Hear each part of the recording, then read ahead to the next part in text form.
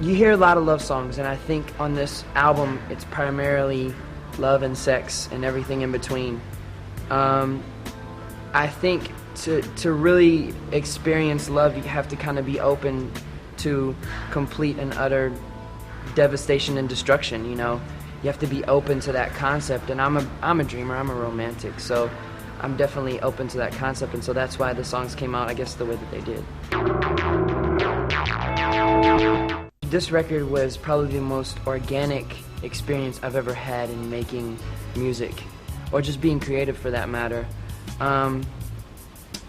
You know, being in Nsync, you know, I think the thing that makes Nsync so special is everybody's individuality.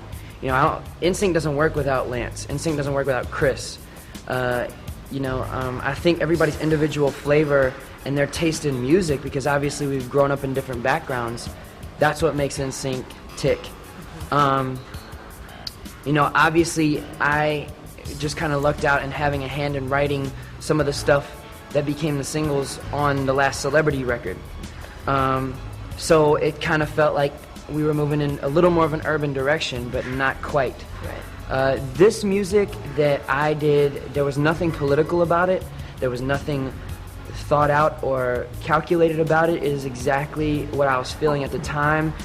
I guarantee you, if I tried to write what I wrote with the producers and writers that I worked with, right now, I don't think it would come out the same. It's just where I was, and it was totally organic. Working with Timbaland was completely different, but completely cool at the same time. Tim would come in and he'd be like, all right, what are we feeling today? We feeling something really up-tempo? We feeling something, you know, kind of mid-tempo?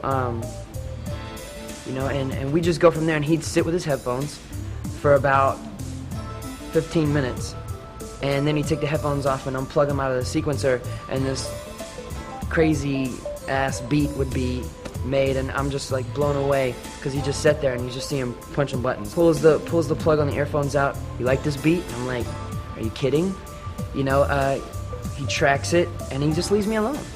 He leaves me alone for a good 2 to 3 hours, and I just sit and write and I just sit and hum melodies and just come up with different inflections, ways to sing and things to write about.